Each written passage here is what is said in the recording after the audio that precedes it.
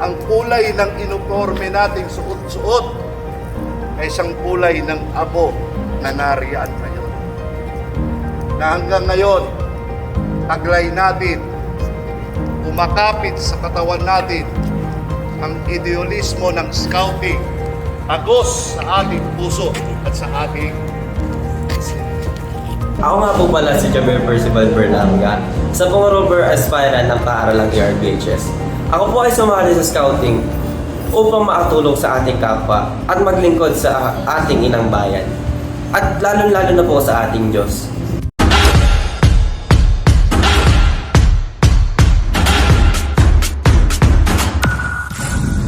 Good morning, good morning, good morning! Welcome to the stage of Nixon TV, the official stage of Scouts 1 and Rover Circle 41. Ako po si Shakira Kailin Pascual, Rover Aspirant. Ako po ay sumali upang ma-explore pa po ang aking mga nalalaman at upang lumawak po ang aking kaalaman about sa Rover at sa pamumuhay sa ating bansa at para makatulong po sa maraming tao. Narito po tayo ngayon sa E. Rodriguez Vocational High School para po sa isang makasaysayang Rover Vigil ng Circle 41. Ako po si Jason Mentroso. Sumali po ako dahil sa ako po ay dating senior scout at ako po ay nainggit sa aking mga kasama na naging Rover Scout. So sana po ngayon maging tunay na Rover Scout na po ako.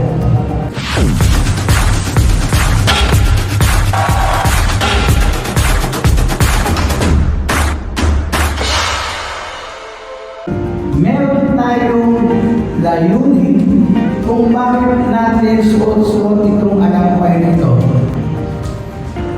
Hindi lang ito pamahit ng pawis kung kayo ay pawisan habang nagkakanda kayo ng activity, kundi ito ay isang simbolo na kung saan sa iyong puso, sa iyong damdamin, ang iyong pagtulong sa kapwa ay palaging nakalaan. Mabigat sa balikat ang responsibilidad ng isang scout. Ako po si Sarita Santono, kaya po ako nakijoin sa Boy Scout. Mas makita ko pa po yung knowledge ko na kung ano yung kaya ko at kung ano yung pwede ko maitulong sa kapwa-tao. Hindi lang sa akin, hindi sa ibang tao.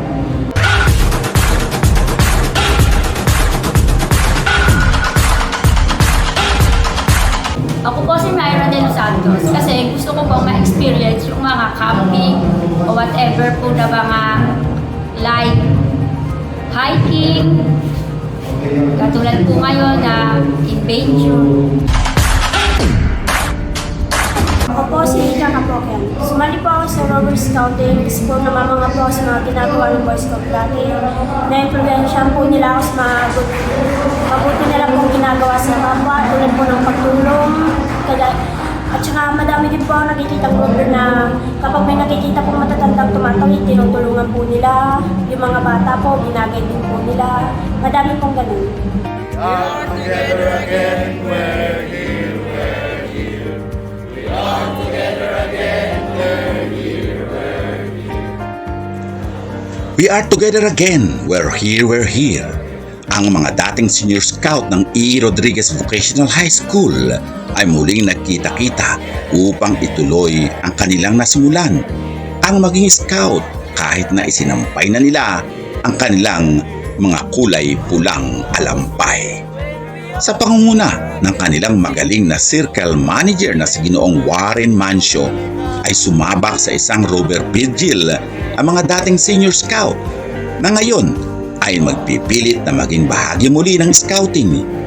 Ibang kulay ng alampay, ibang kulay ng uniforme, iba't iba ang layunin, iba't iba ang pananaw, subalit iisa ang pangako at batas na siyang gagabay sa kanila sa pagiging isang tunay at dakilang mamamayan na naglilingkod sa kapwa at bayan at may pananalig sa Diyos. Sila ang mga makabagong Rover Scouts ng Circle 41. Isang patag! Yan, dalawang patag! Sige pa, pasobrahan nyo na!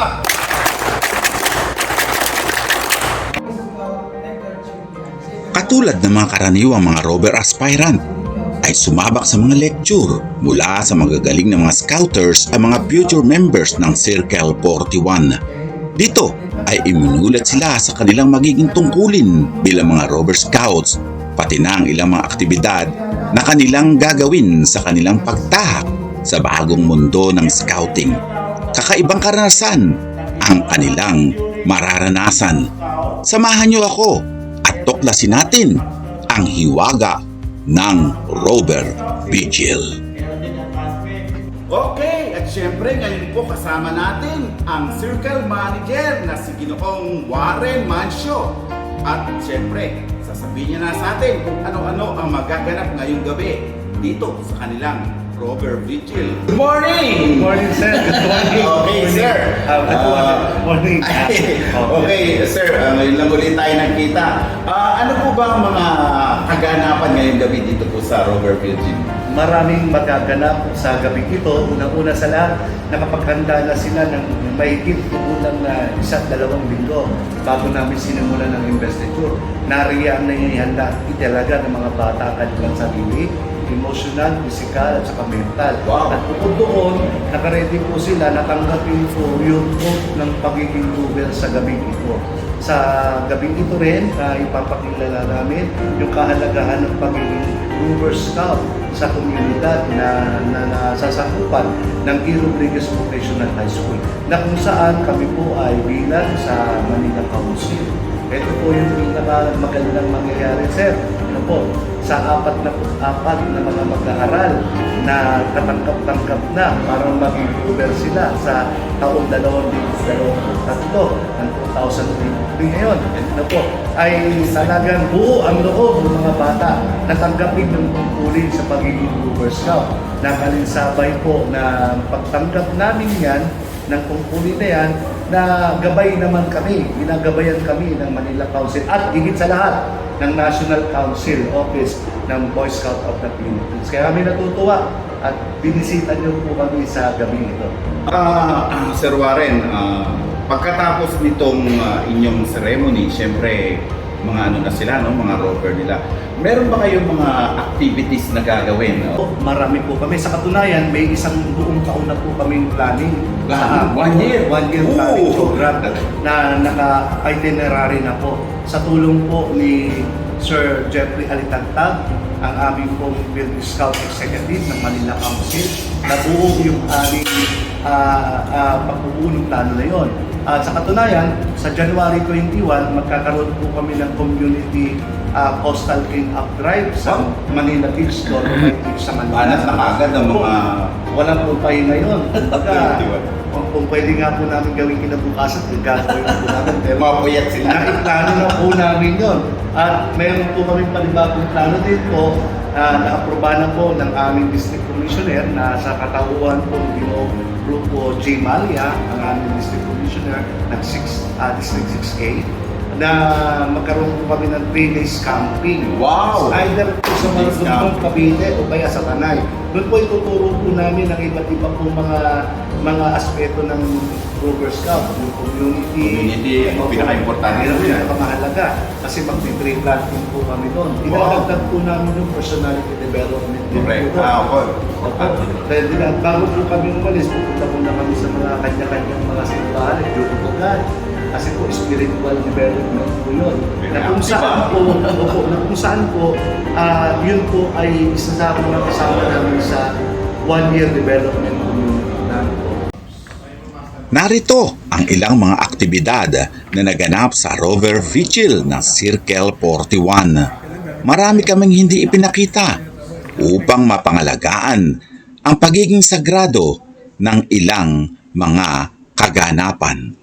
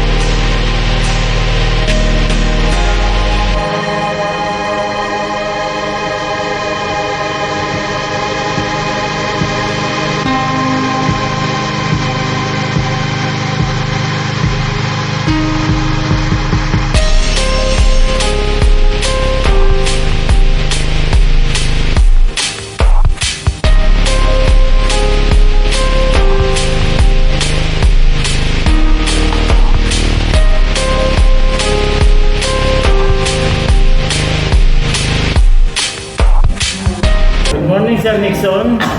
Good morning. Okay, ngayon na yun, siyempre nandito, na-invite tayo pareho sa Rover Vigil.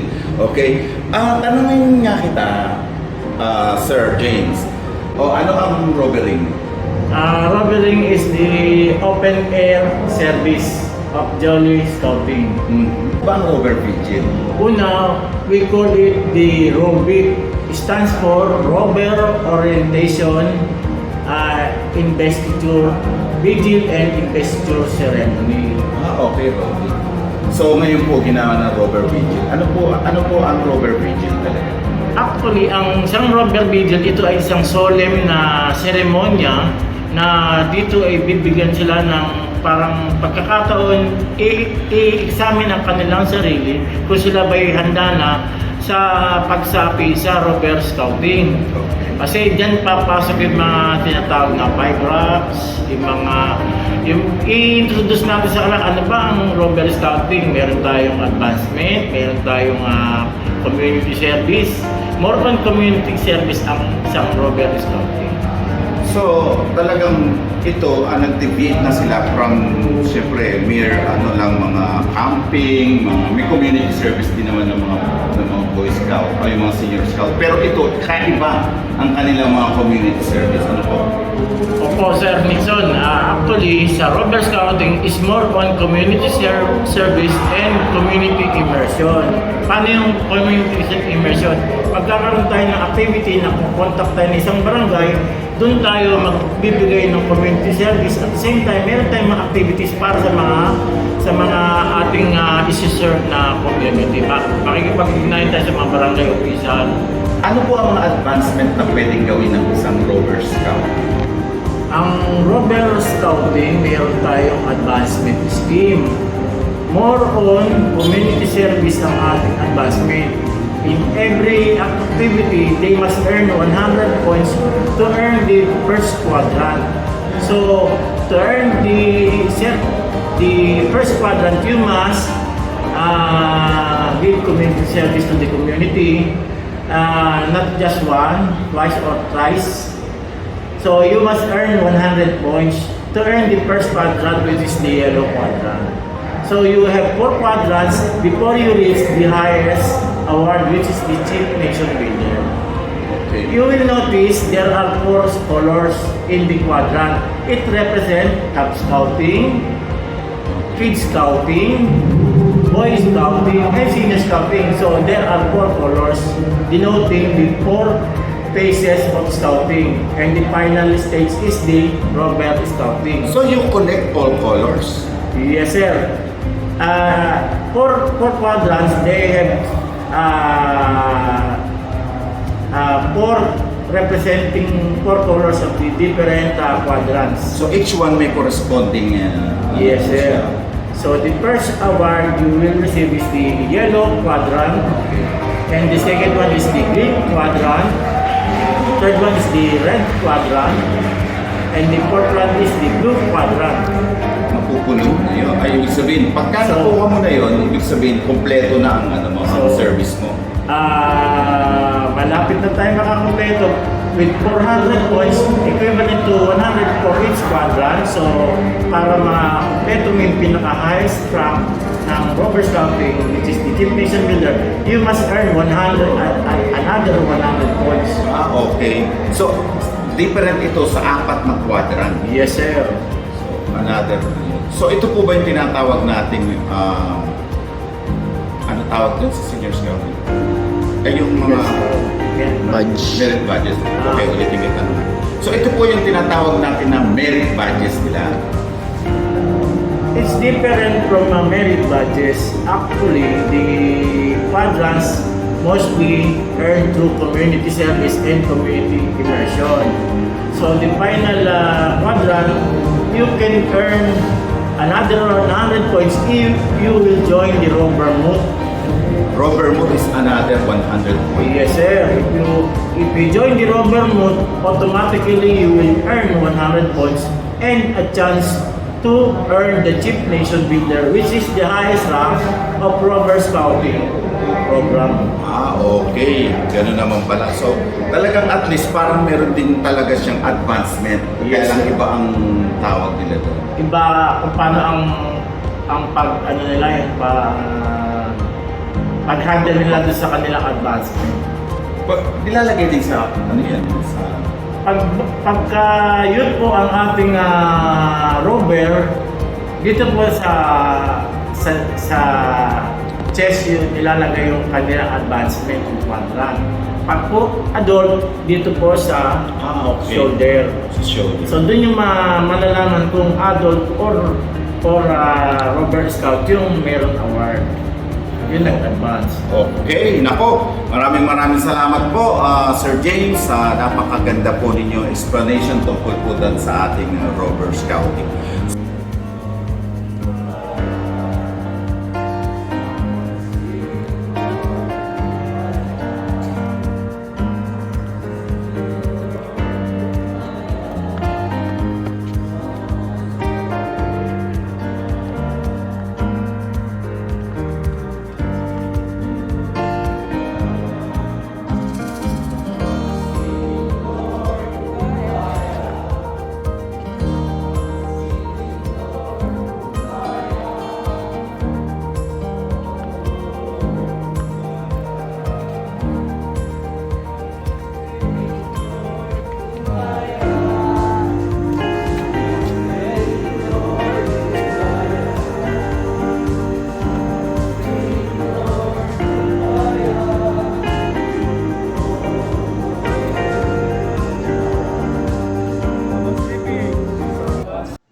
At matapos nga ang ilang oras na pagnilay-nilay at pagsama sa campfire, muling bumalik sa pavilion ang mga aspirants para sa formal na pagtatalaga bilang mga Rover Scout.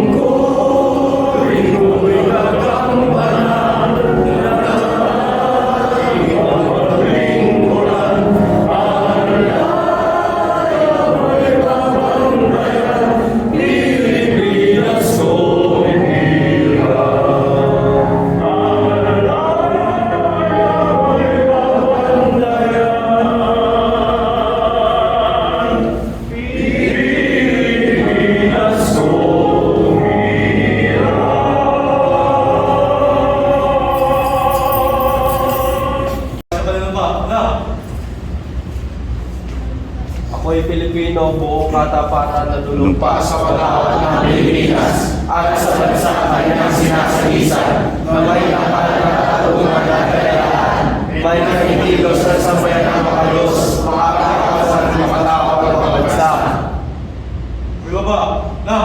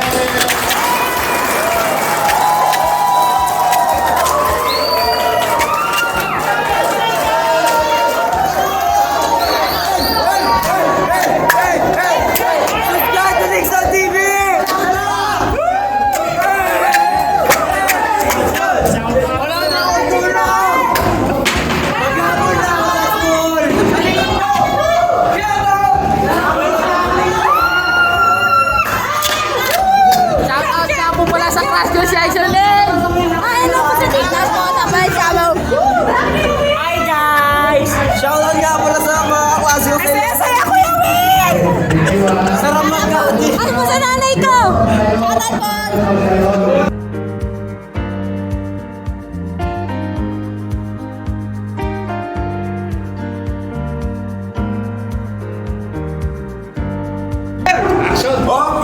shout out time! Narito po tayo ngayon sa Robert Virgil Circle 41. Shout out!